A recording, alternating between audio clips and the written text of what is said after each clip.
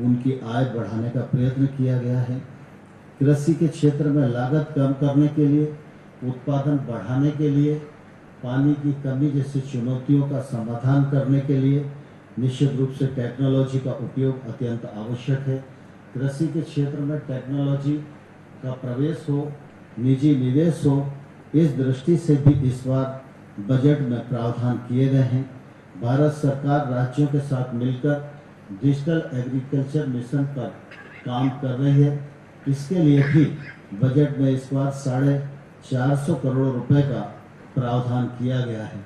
हमारे किसी भी किसान को, जो छोटा किसान है, जिसकी संख्या देश में 86% है, यह किसान किसी साहूकारी कर्ज में न दबे, इसलिए अल्पकालिक ऋण के रूप में जहां 2014 तक यह ऋण 6-7 लाख करोड़ हुआ करता था, अब प्रधानमंत्री नरेंद्र मोदी जी ने इसकी ऋण सीमा को बढ़ाकर 20 लाख करोड़ रुपया किया है। इससे भी निश्चित रूप से किसान की ताकत बढ़ी है। लगातार भारत सरकार की यह कोशिश है कि किसानी के क्षेत्र में निजी निवेश आए और इसके लिए कि कृषि और संबद्ध कार्यकलापों के लिए लगभग आत्मनिर्भर पैकेज के अंतर्गत 1.5 लाख करोड़ रुपए का प्रावधान किया गया है। 1 लाख करोड़ रुपया एग्रीकल्चर इंफ्रा फंड के रूप में, 15,000 करोड़ रुपया एनिमल हस्बेंड्री के लिए, 20,000 करोड़ रुपया फिशरीज के लिए, 4,000 करोड़ रुपया औषधि खेती के लिए, 500 करोड़ रुपया मधुमक्खी पालन के लिए, 10,000 करोड़ रुपया छोटी प्रोसेसिंग यूनिट के लिए। इसके कारण भी निजी निवेश के दरवाजे खुले हैं और गांव तक जो इंफ्रास्ट्रक्चर पहुंचना है उसको पहुंचाने का प्रयत्न किया जा रहा है। मुझे कहते हुए प्रसन्नता है कि एग्रीकल्चर इंफ्रा फंड में अभी तक जो परियोजनाएं स्वीकृत की गई हैं उनमें 16,000 करोड़ रुपए का ऋण स्वीकृत किया गया है और इसका प्रसाद भी आने वाले कल में हमारे देश की कृषि को मिलने वाला है। हमारी कोशिश है कि 1 लाख करोड़ रुपया जल्दी से जल्दी जमीन पर पहुंचे, इसमें निजी पैसा भी मिले और निजी निवेश मिलकर निश्चित रूप से कृषि को उन्नत कृषि के रूप में और कृषि को फायदे की कृषि के रूप में तब्दील करने में हम लोग आगे बढ़ें। मुझे आज आप सबके बीच में उपस्थित रहते हुए बहुत प्रसन्नता है, क्योंकि यहाँ देश और विदेश से सभी वैज्ञानिक गण उपस्थित हुए हैं। महामहिम राष्ट्रपति जी का सानिध्य, उनकी उपस्थिति हमको प्रेरित करने वाली है और मुझे पूरा विश्वास है कि इस कॉन्फ्रेंस में अनेक विचार विमर्श होंगे, आने वाले कल का रोड मैप बनेगा और जो निष्कर्ष आएंगे वो उद्देश्य की पूर्ति में सहायक होंगे। मैं इस कॉन्फ्रेंस की सफलता के लिए अपनी ओर से बहुत शुभकामनाएं देता हूं और पुनः एक बार आप सब की ओर से, मंत्रालय की ओर से महामहिम राष्ट्रपति जी का हृदय से बहुत बहुत स्वागत है, बहुत बहुत अभिनंदन है। जय हिंद, धन्यवाद।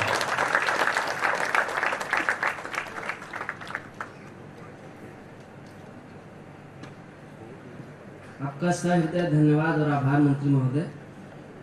सविनय निवेदन उड़ीसा के राज्यपाल माननीय प्रोफेसर गणेशी लाल जी से कि वे अपने सुविचारों से इस सभा का मार्गदर्शन करें। माननीय राज्यपाल महोदय।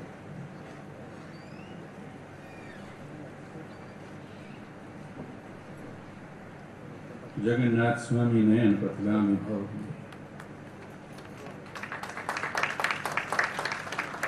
Honorable President of India, the join among the presidents of the states in the world, Honorable Shri Narendra Singh Ji Tomar, the pioneer in the Panchjanya of architecture, infrastructure and agriculture, offering the delicious and sumptuous feast to 11.5 crore farmers of families of India. Honorable Ravindra Pratap Swaigi, Minister in the government, leaving no stone unturned to assuage the sufferings through a scheme Kalia launched by the state government Honorable P. Kejriwal ji, Honorable Ramesh Naik ji, and Honorable our guide and philosopher, Dr. H. Pathak ji, Indian Council of Agriculture Research,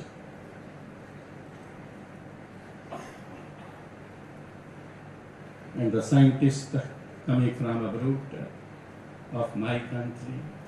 I am just here only to congratulate you, to commend you on your sincere, sensitive endeavors to bring out a revolution in the field of rice production, protection. Of course, I may not mention, but I do mention to computerize the modern communication facilities, employing all possible technologies, but must be under the orbit or umbrella of intuitive knowledge, you see, that you possess, you see. Of course, curbing, controlling, disciplining all the disorders and the disharmonies which the Honorable Minister has just explained, you see, maybe less labor, maybe less water, maybe less funds, etc., and limited land, etc., whatever it is. But of course, all these challenges are met by the scientists of the world today. Of course, you meet many challenges of drought resistant and high varieties of rice also, you see. So I offer my ovations to the scientists who are present over here today, basically to the yaj in all of you see, which speaks that performing the prescribed duty is perfection. As far as your contribution and your efforts are concerned, you see, well, I may remind you that a handful of rice, you see, just given to Krishna by Sudama, can feed the entire humanity, the entire universe, and the entire population of the world, you see. I also remember, you see, once a child, you see, daughter departs from my home, she leaves, scatters the fruits, you see, to the parental home, and once she becomes a bride, then again you must have experience, you see, she again scatters and spreads all these sweetest possible fruits to the coming house, to the in-laws house also, you see.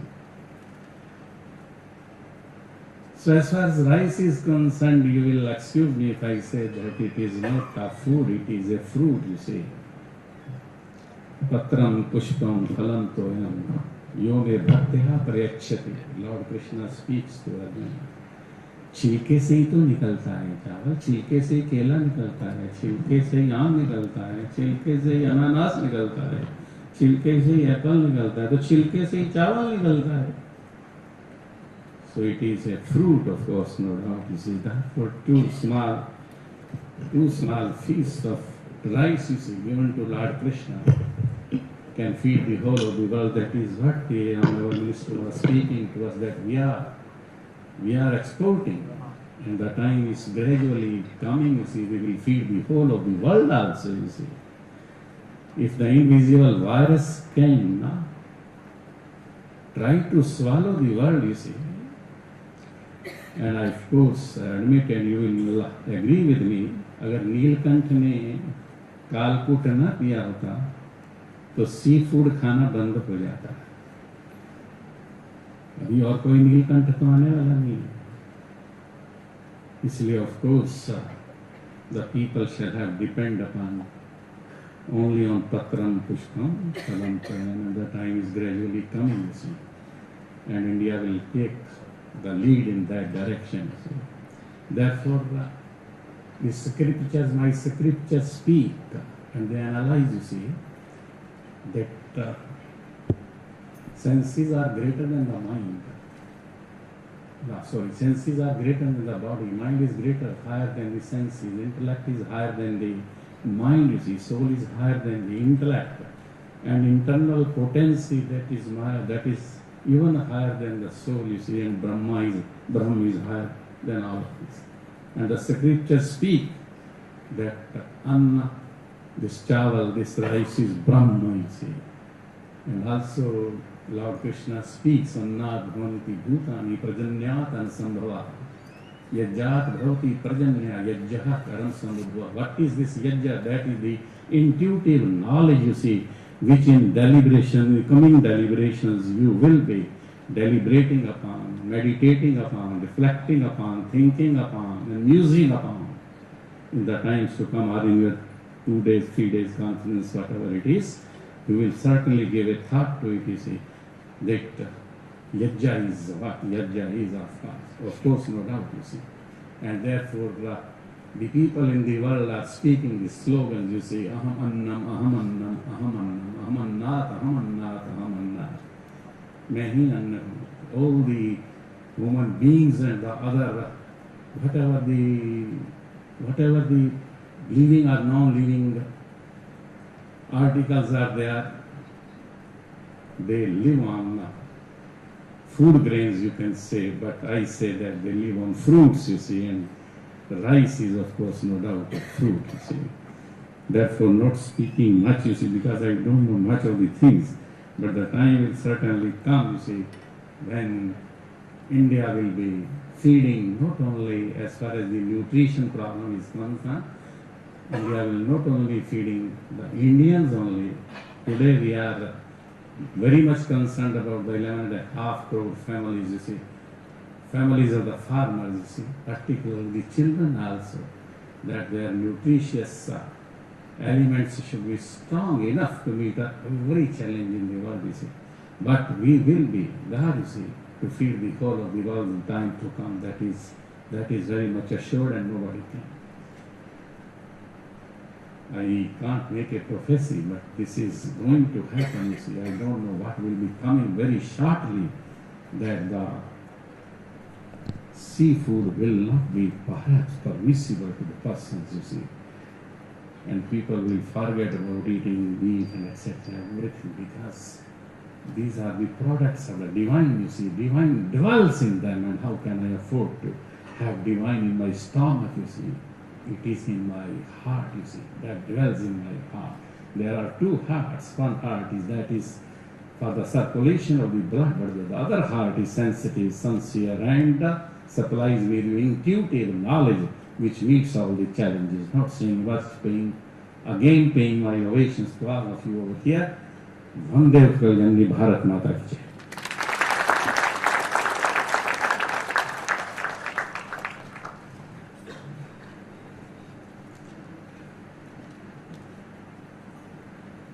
बहुत बहुत धन्यवाद और आभार माननीय राज्यपाल महोदय।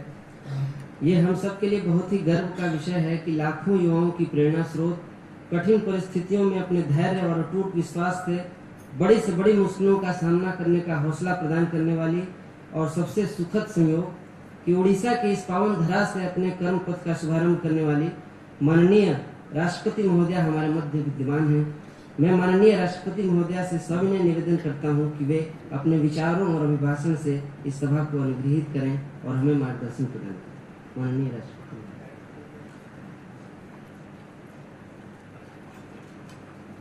नमस्कार।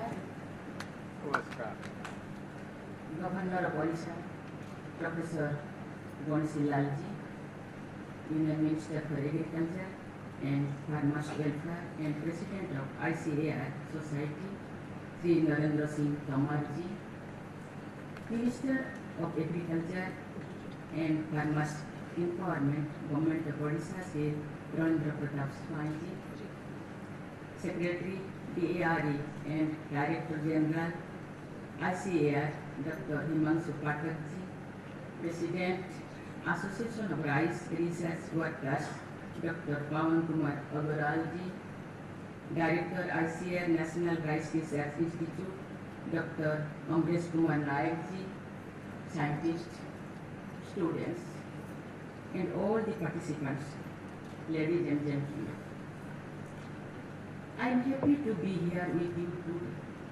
I am glad to see young scientists, especially women among you.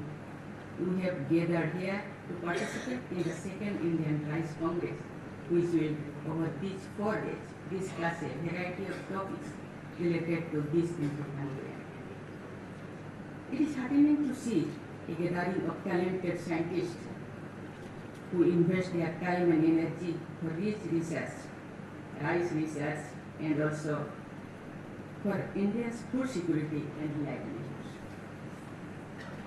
There is no need to underline the importance of rice before this audience. You know very well how rice is the cornerstone of food security in India and also a key factor for our economy. Rice also figures very prominently in our heritage and culture.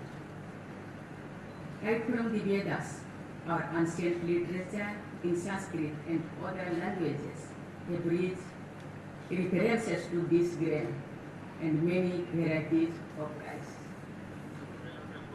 Many rituals and ceremonies of various religions traditions are considered incomplete without akshat, and the undertaken rites, which is smooth and symbol of prosperity and even the wholeness of life. In many parts of India, the first solid food grain given to a child is usually something made of rice.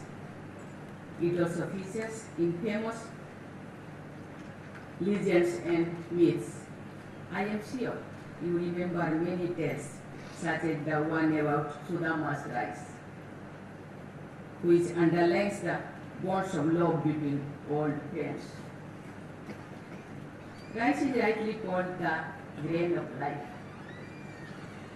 It arguably feeds more people than any other comparable food grain, especially in Asia. India, of course, has been the biggest exporter of the grain, helping people in other parts of the world ensure basic food security and also letting them savor different rice varieties. Ladies and gentlemen, though India is the leading consumer and exporter of rice today, the situation was different when the nation began free. The National Rice Research Institute was established in 1946, soon after the Great Bengal famine and just before we won independence. In those days, we were dependent on imports to meet our food requirements, and often the nation lived what was called a sheep-to-mouth existence. If the nation could overcome that dependency and has become the largest exporter, a lot of credit goes to the NRRI. The Institute has contributed immensely to India's food security and also to enhancing farmers' lives. For more than 75 years now, the NRRI has been working in the areas of basics, applied and adaptive research related to paddy, while also imparting training to the various stakeholders. Ladies and gentlemen, India is proud of its rich biodiversity, and that includes varieties of rice too. Every region of this country boasts of a unique rice grain of its own with a distinct taste. In the last century, as irrigation facilities expanded, rice came to be grown in new places and found new consumers. Such a shift is not always good for the water usage in some regions. The paddy crop requires high amounts of water, but many parts of the world are facing severe water shortage due to climate change. Droughts, floods, and cyclones are now more frequent, making rice cultivation more vulnerable.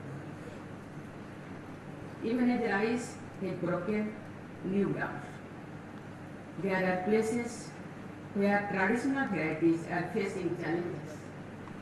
I am glad to know that traditional rice growers from the tribal communities of Odisha have helped conserve and unique genetic resources of rice for ages.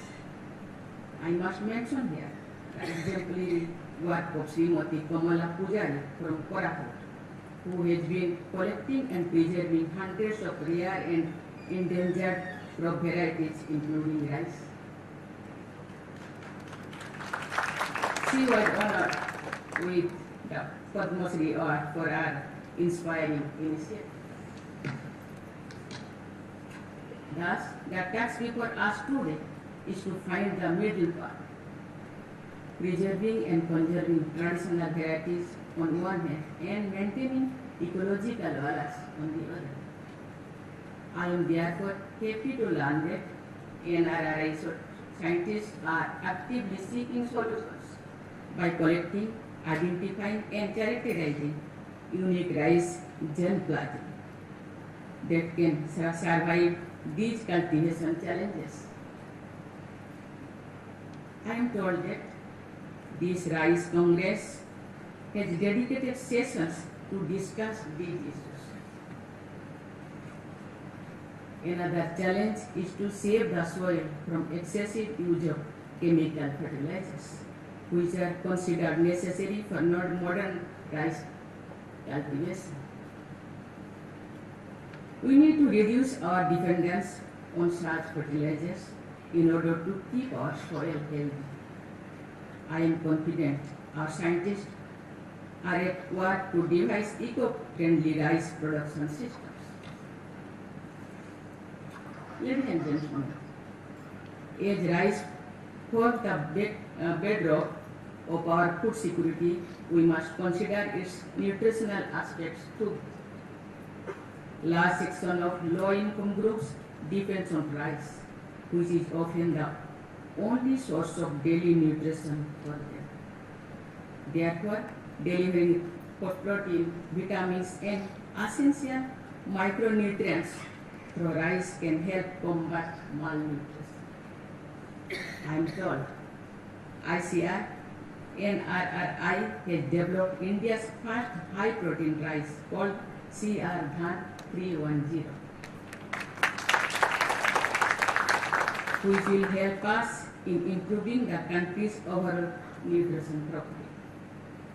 I am glad to learn that NRRI has also released a high zinc rice variety called CR Dhan 315.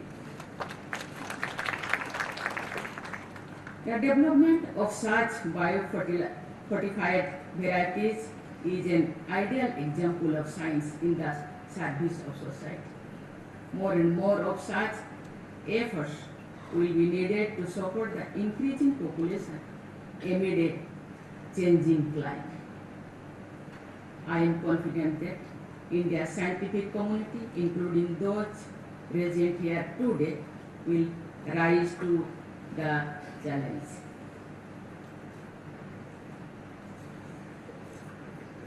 Fruits of science and technology must reach those who need it the most, that is the underprivileged sections of the society.